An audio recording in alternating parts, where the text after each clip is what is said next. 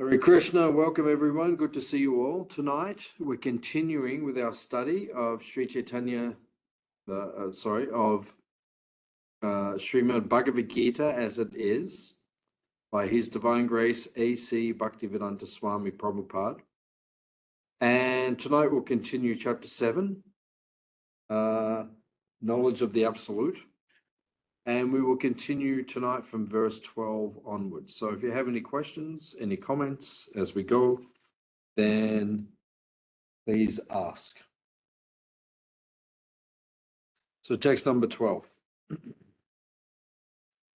Knowing that all states of being, be they of goodness, passion, or ignorance, are manifested by my energy, I am in one sense everything. But I am independent. I am not under the controls. I am not under the modes of material nature, for they, on the contrary, are within me.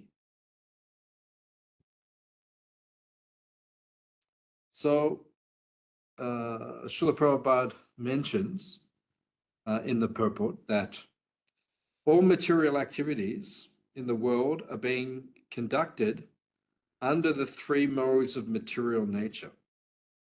Although these modes are emanations from Krishna,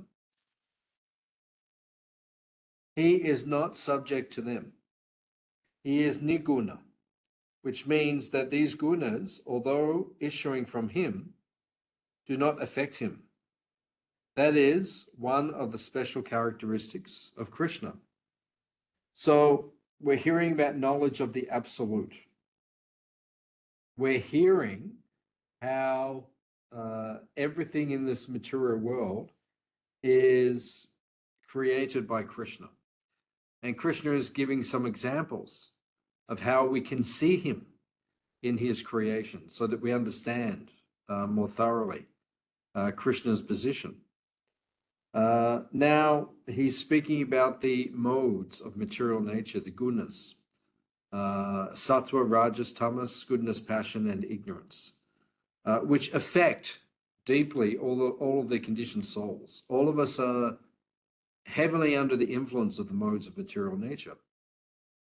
Whereas it is described that Krishna is not under the control of the modes of material nature. The example is given just like a spider casts a web. And when the spider casts the web, the spider can then walk across the web, but he doesn't become entangled by the web, which is different to all of us in this material world. We are very much conducted and controlled by the gunas, the three modes of material nature.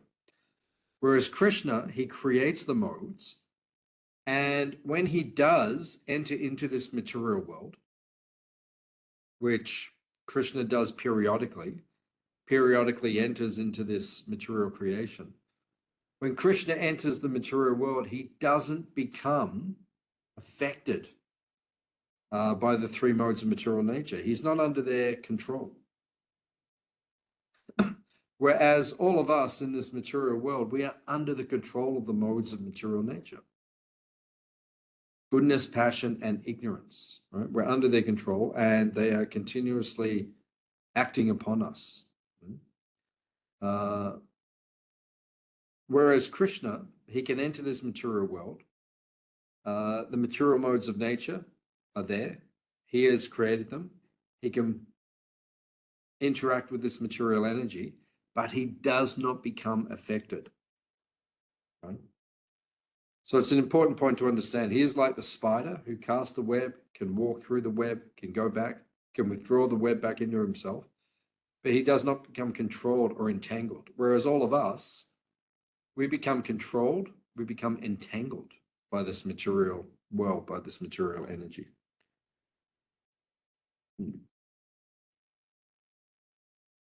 Text number 13. Deluded by the three modes, goodness, passion, and ignorance, the whole world does not know me, who am above the modes and inexhaustible.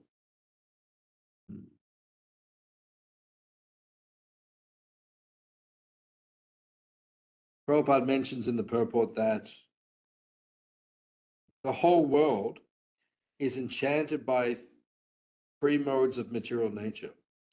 Those who are bewildered by these modes cannot understand that transcendental to this material nature is the Supreme Lord Krishna. So we don't even know we're being affected sometimes by the modes of material nature. We just become affected by the influence of goodness, passion, and ignorance. Three modes will be spoken of in detail at the end of the Bhagavad Gita. At the end of the Bhagavad Gita, we will hear a detailed description of the modes and how they act upon us so that we can understand how they are acting upon us. And once we understand this, when we understand how the modes are acting upon us, then we can then begin to become liberated from the effects of the modes of nature. But quite often we don't even really understand. You see society in general, you see people in general. They don't understand that goodness or passion or ignorance may be acting upon them at a particular point in time. They are just controlled by these three modes of material nature. They don't understand how the modes are acting on them, and because they don't understand how the modes are acting upon them, they don't also understand properly the personality of Godhead who creates these material modes and who is unaffected by them. They don't understand these things properly. So that's very common in this material world. People don't really understand the science of God very well. You hear people sometimes speaking about spirituality or about God consciousness, but they don't really understand it properly.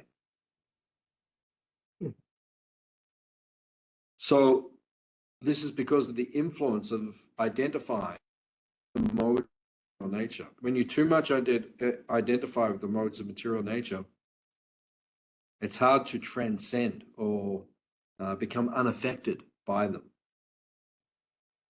So it's important to understand these things in this material world. Text number 14. This divine energy of mind, consisting of the three modes of material nature, is difficult to overcome. But those who have surrendered unto me can easily cross beyond it.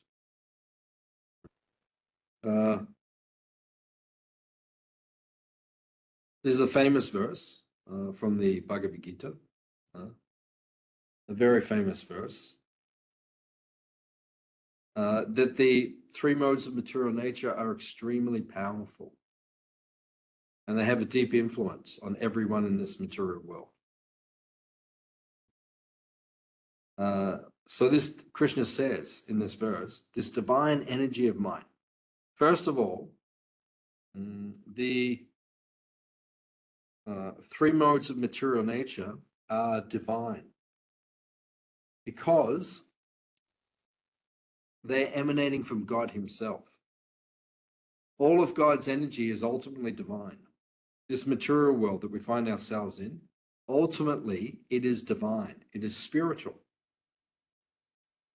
because it is a transformation of Brahman, of spirit. This material energy is created by God himself. So because it is created by God,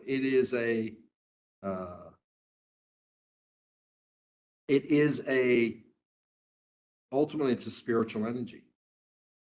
And because it comes in contact with the modes of material nature, his creation, then we see it as being a secondary energy, which means apara prakriti, an inferior energy, right? It becomes contaminated by the gunas and so forth.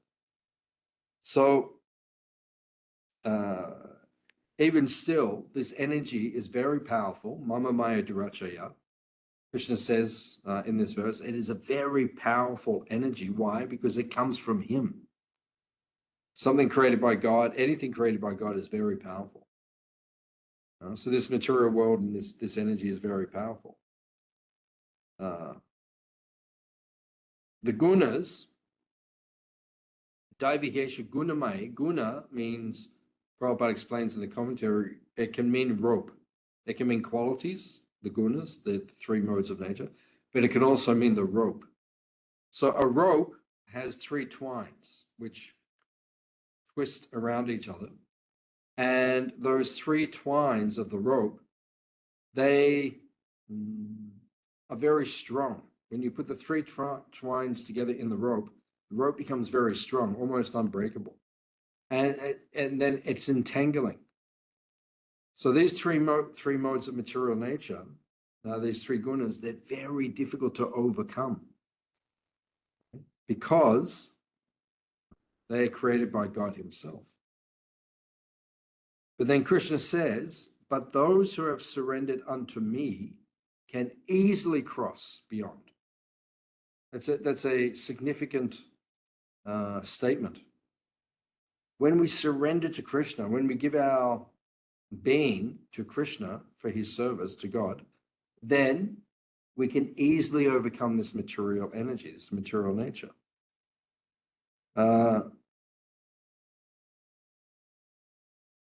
Therefore, Prabhupada explains in the purport nicely that the whole material ocean, the ocean of material existence, it becomes as small as the water in the hoof print of a calf. It means it becomes, and this is a verse from the Bhagavad, it becomes easy to overcome, easy to cross. That's the potency.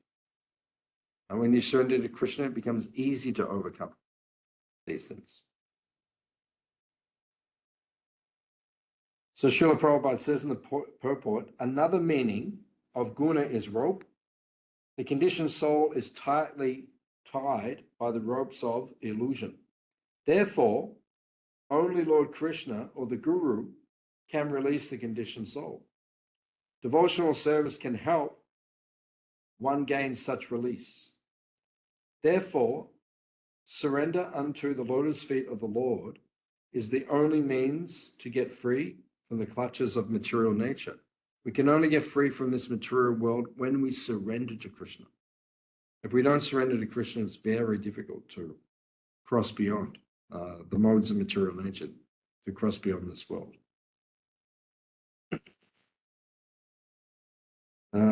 Text number 15.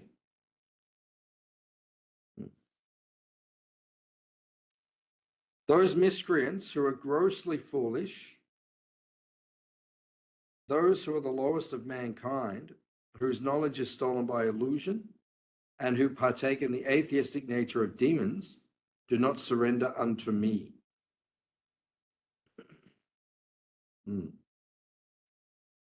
So I'll read a little from Surrender Unto Me by Gurujan Prabhu. 4 types of people are devoid of piety, and thus they never surrender to Krishna. Srila Prabhupada writes that such people are not truly learned and therefore can be considered neither Mahajanas nor Acharyas. Srila Prabhupada describes each of these 4 types of Dushkritinas in his purport. Srila Vishwanath Chakravarti Thakur and Srila Baladev Vijayabhushan offer slightly different descriptions. So there are 4 categories of personalities, it is said, who never surrender to Krishna. They are so materialistic in consciousness that they will not surrender to Krishna under any circumstance.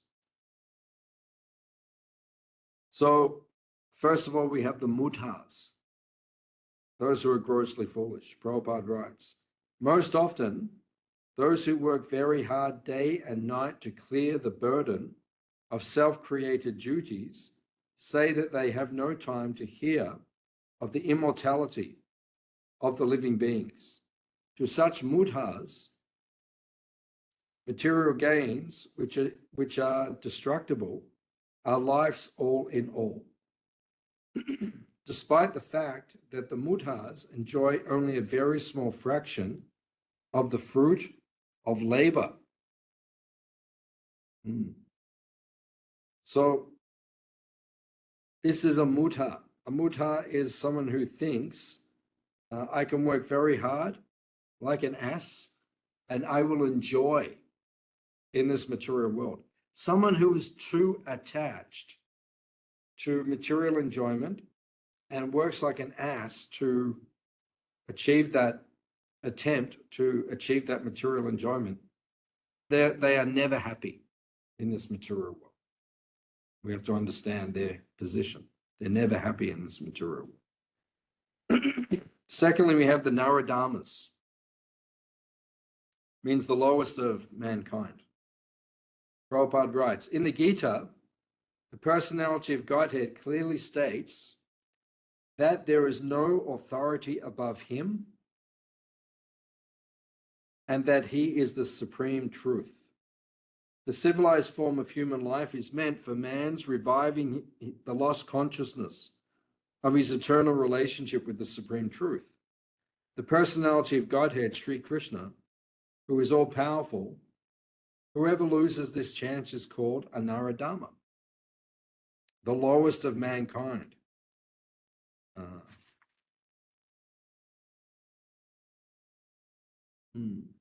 Very nice commentary by Vishwanath Chakravarti Thakur on this type of personality. He says that having become civilized human beings by practicing devotional service for some time, later decide that devotional practices are impractical for achieving their aims in life, and thus whimsically discard devotional service.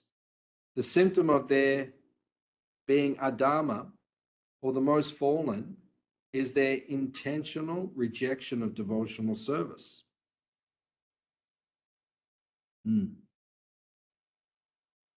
So someone may take up in the beginning devotional practices, devotional service, but then later on they think this is not practical. They lose faith and then they stop practicing devotional life. So they're called the lowest of mankind. Then we have Maya Ya Parita Gyanis, which means those whose knowledge is stolen by illusion. Prabhupada explains in the purport. In the Gita, in plain and simple language, it is stated that Sri Krishna is the Supreme Personality of Godhead. There is none equal to or greater than him. He is mentioned as the father of Brahma, the original father of all human beings. In fact, Sri Krishna is said to be not only the father of Brahma, but also the father of all species of life. He is the root of the impersonal Brahman and Paramatma, the supersoul in every entity, in his plenary portion. He is the fountainhead of everything, and everyone is advised to surrender unto his lotus feet. Despite all these clear statements, the Maya Ya Parita Jnana deride the personality of the Supreme Lord and consider him merely another human being. They do not know that the blessed form of human life is designed after the eternal and transcendental feature of the Supreme Lord.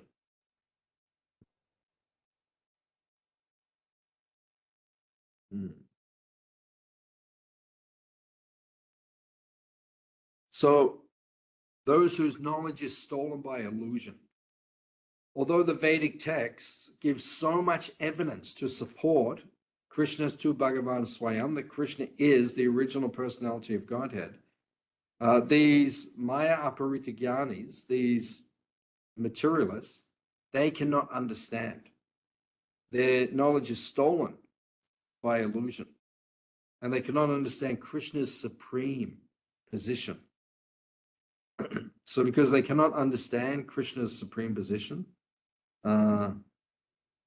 it is considered that their knowledge is stolen by illusion. They don't have realized knowledge, because like the Mayavadis, they decide that the ultimate absolute truth is not a personality. They will not accept Krishna's supreme personality, his supreme position. So their knowledge is stolen by illusion. They don't actually understand. And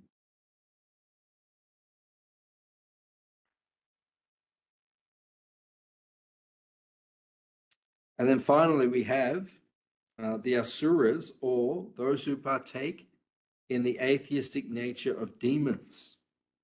They are called Asura.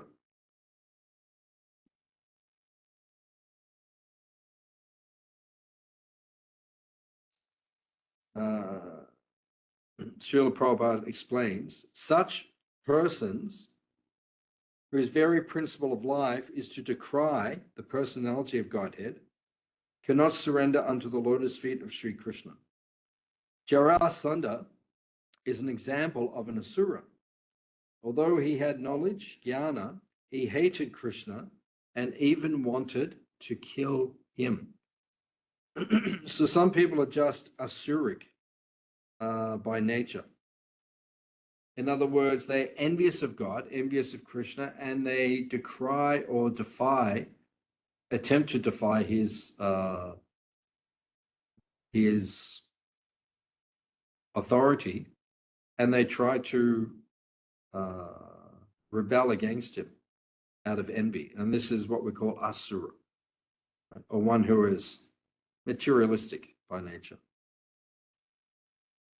So then Prabhupada says in the purport, those really learned leaders of society surrender to Krishna. Those who are not actually learned leaders, but who pose themselves as such for material gain, do not accept the plan or path of Krishna.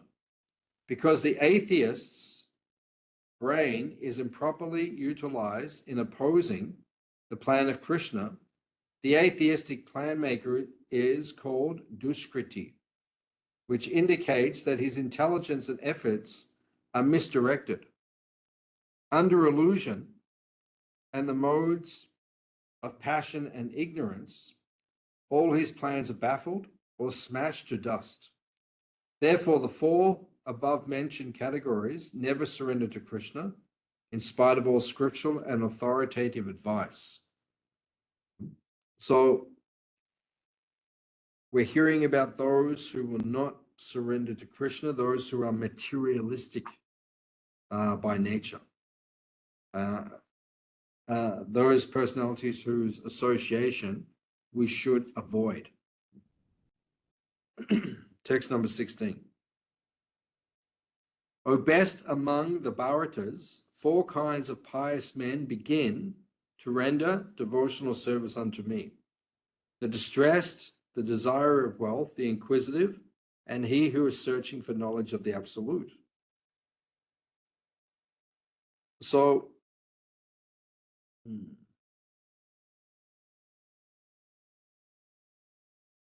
we're hearing about the 4 people who will not surrender to Krishna, and now the 4 pious people who have sufficient sukriti and who are inclined to surrender unto God. So we can understand they are the distressed, the desire of wealth,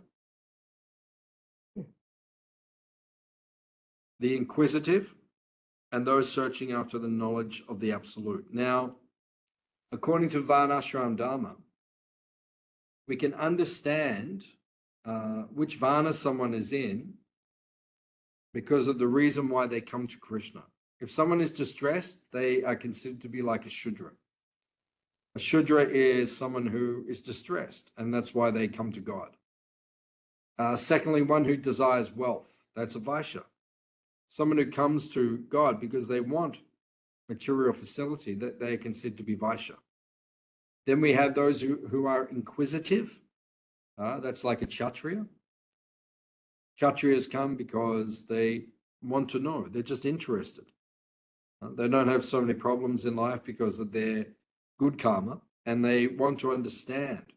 They're inquisitive about higher things.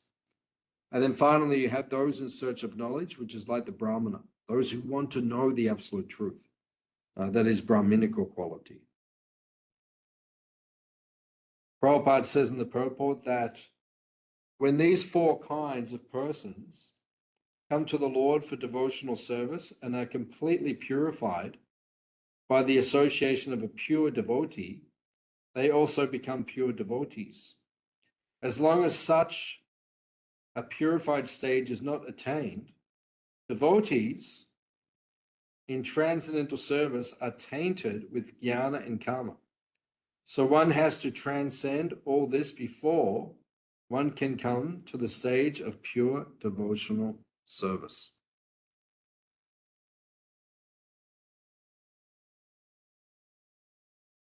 So these four kinds of persons, when they focus on Krishna, they become purified and they rise to the platform of pure devotional service, which is what Krishna is recommending in the Bhagavad Gita.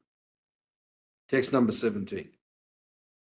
Of these, the one who is in full knowledge and who is always engaged in pure devotional service is the best, for I am very dear to him and he is dear to me. Prabhupada explains in the purport that free from all contaminations of material desires, the four kinds of pious men can all become pure devotees. But in the preparatory stage, the man in full knowledge of the Lord and who is at the same time executing devotional service is very dear to the Lord. He who is situated in pure knowledge of the transcendence of Krishna is so protected in devotional service that material contamination cannot touch him.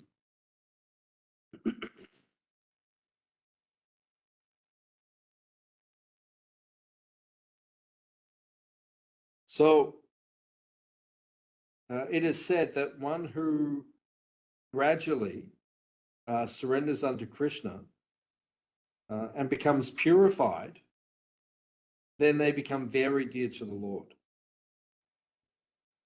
So it may be easier for someone who is Brahminical, who has knowledge, who is detached from this world, Vairagya Vidya Nija Bhakti Yogena, one who has knowledge and detachment, it may be easier for them to come to devotional service.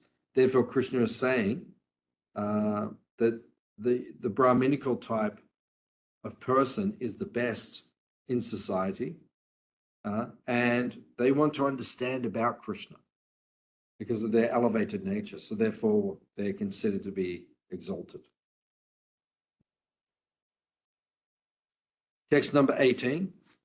All these devotees are undoubtedly magnanimous souls, but he who is situated in knowledge of me, I consider to be just like my own self. Being engaged in my transcendental service, he is sure to attain me, the highest and most perfect goal.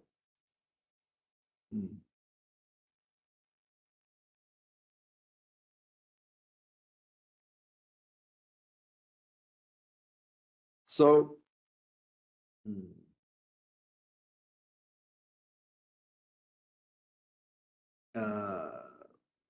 it is being explained in this verse, text number 18. Prabhupada explains that the devotee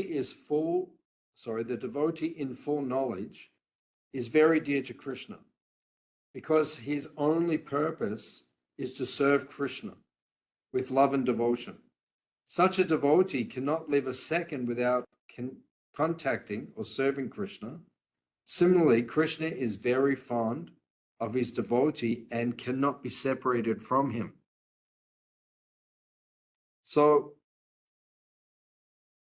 the more that one surrenders unto Krishna, then the more Krishna will accept him and reciprocate with him. So it doesn't actually matter. Obviously, it's easier for someone who's in the mode of goodness, someone who is Brahminical by nature, is detached from this world. It's easier for them to come to Krishna. But actually, anyone who surrenders to Krishna, they can come to him. That is their special position. So Krishna accepts anyone from any position.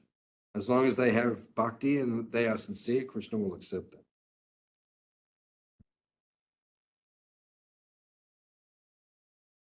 Text number 19. After many births and deaths, he who is actually in knowledge surrenders unto me, knowing me to be the cause of all causes and all that is. Such a great soul is very rare. There's another famous verse from the Bhagavad Gita. And it is being explained here that the living entity, while executing devotional service or transcendental rituals, after many births, may actually become situated in transcendental pure knowledge. That Krishna is the ultimate goal of spiritual realization. Realizing this, he becomes attached to Krishna and surrenders unto him. At such a time, one can understand that Krishna's mercy is everything, and that this material manifestation is not independent from him. He realizes the material world to be a perverted reflection of spiritual variegatedness, and realizes that in everything there is a relationship with Krishna. Such a universal vision of Vasudeva precipitates one's full surrender to Krishna as the highest goal. Such surrendered great souls are very rare. So this is the goal. It's very rare that someone will take to pure devotional service, who will fully dedicate themselves to Krishna. It's very rare, but if someone is able to do that, they become Samahatma Sadulabha. They become Mahatma. They are a great soul. So Krishna is teaching us what the goal of the Bhagavad Gita is. It is to fully surrender unto him. And this is what Krishna is building up to in this section, in the Bhakti section, in the 9th chapter. Krishna will speak about pure devotional service. And then at the end, in the end of chapter 18, Krishna will again reiterate what is pure devotional service. Text number 20. Those whose intelligence has been stolen by material desires surrender unto demigods and follow the particular rules and regulations of worship according to their own natures.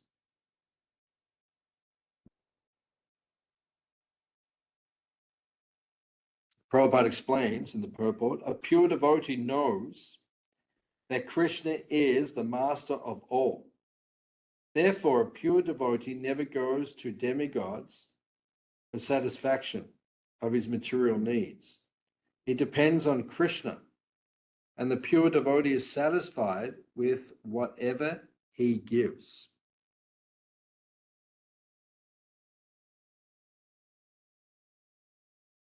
So, someone who is realized, who has developed bhakti, who is a sincere devotee, he realizes that only Krishna can fulfill our desires, our spiritual desires.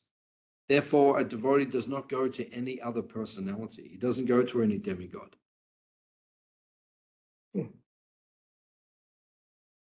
People worship various demigods to fulfill their material desires, but for a devotee, A devotee approaches Krishna because he wants to fulfill his spiritual desires.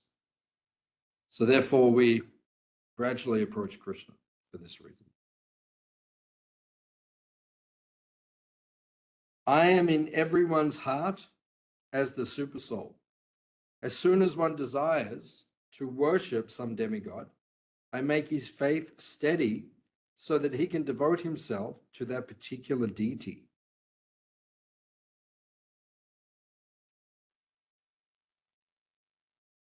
Srila Prabhupada explains that God has given independence to everyone. Therefore, if a person desires to have material enjoyment, the Supersoul understands and gives facilities to such persons. As the Supreme Father, he does not interfere with their independence, but his ultimate instruction we find in the Bhagavad Gita: one should give up all other engagements and fully surrender unto him.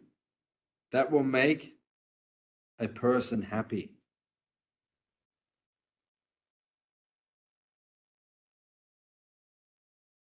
So devotees do not worship demigods or other personalities to fulfill their material desires. Akama sava kama va moksha kama udaradi. It says in the Bhagavatam that if you do have material desires, of course, we should not approach Krishna to fulfill our material desires. But if we do approach Krishna to fulfill material desires,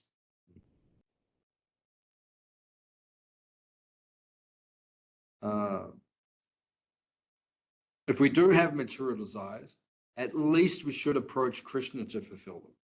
It's not ideal, but it is better than approaching a demigod.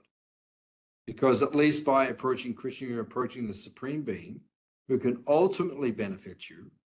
And as the Bhagavatam says, there's one verse in the Bhagavatam in the 5th canto that says that if one approaches Krishna with material desires, Krishna will fulfill those desires, but not in such a way that the devotee will ever ask for that thing again. That is Krishna's mercy.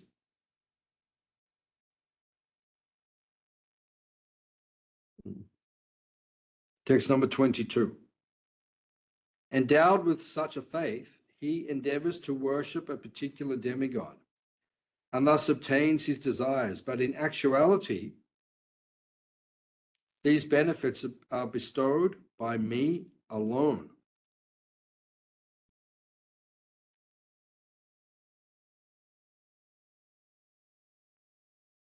So Prabhupada explains that if one knows that the Devas and himself are part and parcel of Krishna, his knowledge is perfect. But if he does not understand this, he achieves different planets of the Devas. The pure devotee achieves eternal blissful existence, full of knowledge. Krishna is unlimited. His favor is unlimited. His mercy is unlimited. So it is being explained in the Bhagavad Gita that if one worships devatas, if one worships demigods, one will go to them. They will fulfill one's material desires, and one will go to a place where one can enjoy more material desires. But if one worships Krishna with sincere bhakti or sincere devotion, Krishna says in Gita, you will go to the Param Gati. You will go to the supreme destination.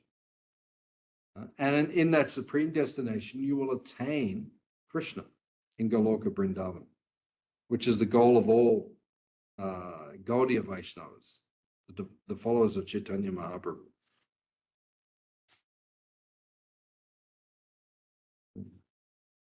Men of small intelligence worship the demigods, and their fruits are limited and temporary. Those who worship the demigods go to the planets of the demigods, but my devotees ultimately reach my supreme planet. Prabhupada explains, if one knows that the Devas and himself are part and parcel of Krishna, his knowledge is perfect. But he does not understand. But if he does not understand this, he achieves different planets of the devas. The pure devotee achieves eternal, blissful existence, full of knowledge. Krishna is unlimited. His favor is unlimited. His mercy is unlimited. So we understand that if one simply focuses on worship of Krishna, one will attain the highest abode. Otherwise, you will attain another birth in this material world, in the samsara chakra. You may go to a higher planet, which is pleasant, but ultimately you'll have to come back down again to a lower planet like Earth, and you'll have to go through the cycle of birth and death again and again, suffering old age, birth, death, old age, and disease perpetually, until we break that cycle, dedicate ourselves to Krishna, and we go back to him. Text 24. Unintelligent men who do not know me perfectly think that I, the Supreme Personality of Godhead, Krishna, was impersonal before and have now assumed this personality. Due to their small fund of knowledge, they do not know my higher nature, which is imperishable and supreme. Prabhupada says, one cannot understand Krishna or his form, quality, or name by mental speculation or Vedanta. If one is favored by even a slight trace of the mercy of Krishna's lotus feet, Krishna consciousness, beginning by chanting the Mahamantra, then only can one understand Krishna.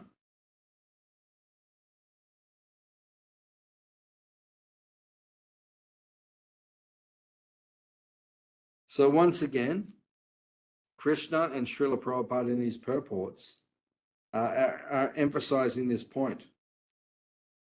We have to decide in our lives, in our existence in this material world, where we want to go to. If you want to go to Krishna, you have to perform the activities in the sadhana to go to Krishna.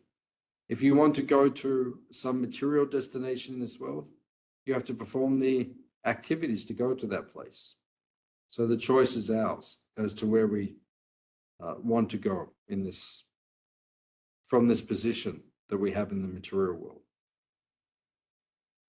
Text 25. I am never manifest to the foolish and unintelligent. For them I am covered by my internal potency, and therefore they do not know that I am unborn and infallible. Another famous verse.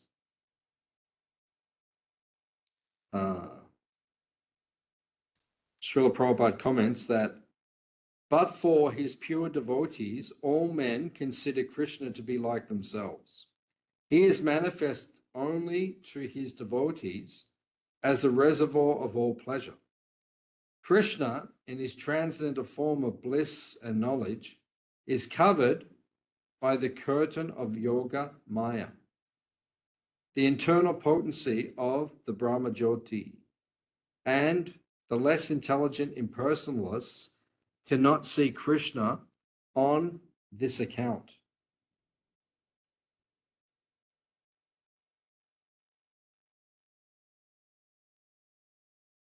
So, if one is unintelligent, one becomes covered by Krishna's Mahamaya potency. And one does not understand Krishna's supreme position. And if he does not understand Krishna's supreme position, one may desire to become a transcendentalist, but if he refuses to surrender unto Krishna in his personal form, then he may begin to worship the Brahma Jyoti and become a Brahmavadi or a Mayavadi, and then focus on become an impersonalist. And if one goes to that position, it's very difficult to realize Krishna is the Supreme Personality of Godhead.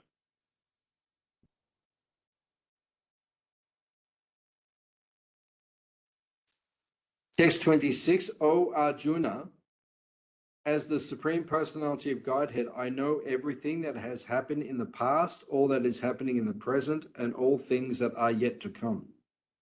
I also know all living entities, but me no one knows.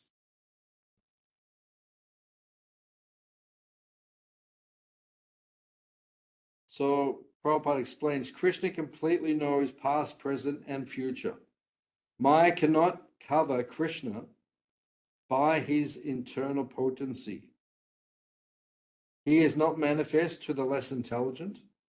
Even if one is perfected by realization of Brahman or Paramatma, he cannot possibly understand Krishna without being Krishna conscious.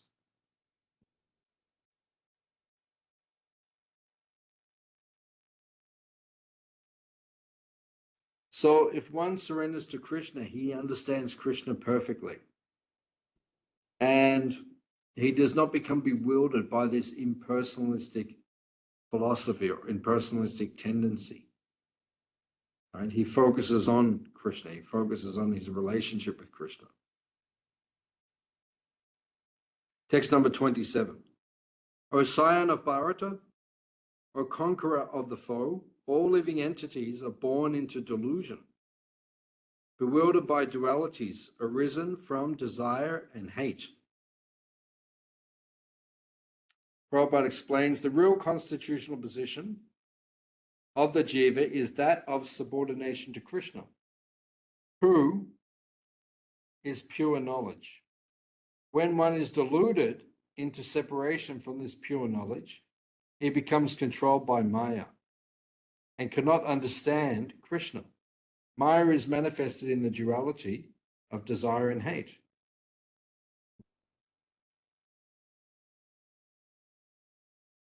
So this verse nicely explains that when we are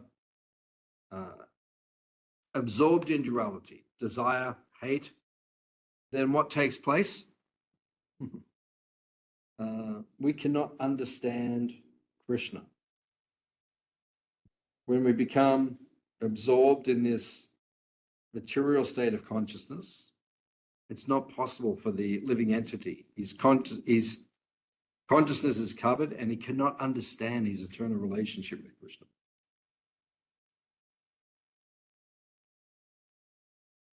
The persons who have acted piously in previous lives and in this life, and whose sinful actions are completely eradicated, are free from the dualities of delusion, and they engage themselves in my service with determination.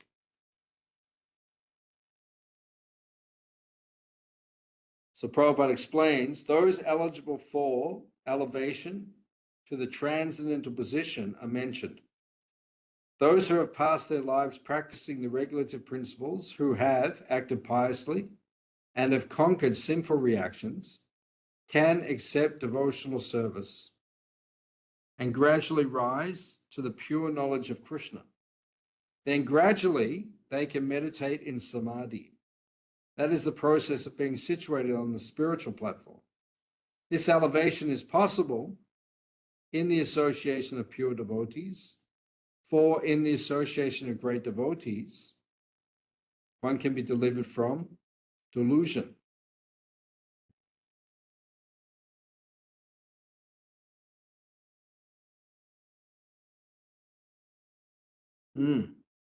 So Prabhupada is nicely explaining here that if we gradually practice the path of bhakti, right, it takes time. It can even take lifetimes to become a pure devotee. Or if one's very fortunate and one dedicates oneself in this lifetime, one can also transcend this material world and go back to Krishna. So this is the position that we have to follow. Right? The position we have to follow is to focus on attaining Krishna. And if we focus on attaining Krishna, we can transcend this material world. As Prabhupada says, by the association of great devotees, we can be delivered from delusion.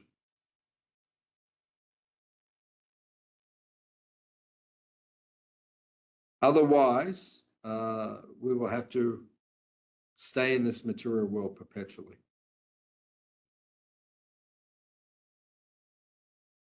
Text number 29. Intelligent persons who are endeavoring for liberation from old age and death take refuge in me in devotional service. They are actually Brahman because they entirely know everything about transcendental activities.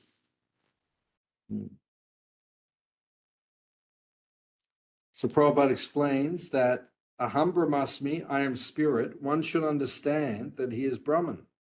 The pure devotees are transcendentally situated on the Brahman platform, and they know everything about transcendental activities. One who attains a spiritual body becomes one of the associates of Krishna and engages in eternal devotional service.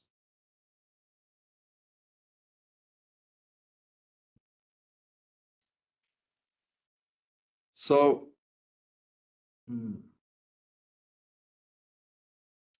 one who understands he is not the body, then he can transcend this material world, and then he becomes a candidate to perform pure devotional service and gradually attain a spiritual body in Krishna's eternal pastimes.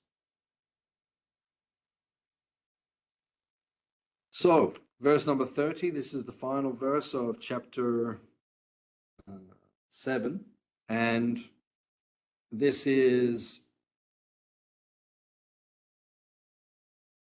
the last verse of the chapter. Those in full consciousness of me, who know me, the Supreme Lord, to be the governing principle of the material manifestation of the demigods and of all methods of sacrifice, can understand and know me, the Supreme Personality of Godhead, even at the time of death. So then Prabhupada explains in the purport, this 7th chapter particularly explains how one can become fully Krishna conscious. The beginning is the association of Krishna conscious persons.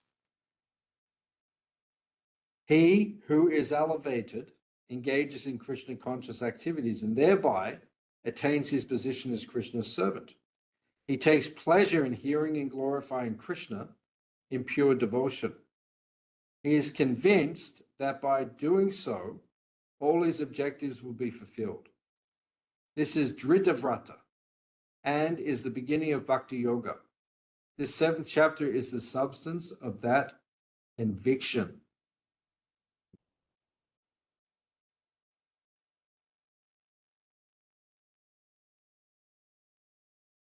So this section, chapters 7 to 12, they are the Bhakti Yoga portion of the Bhagavad Gita.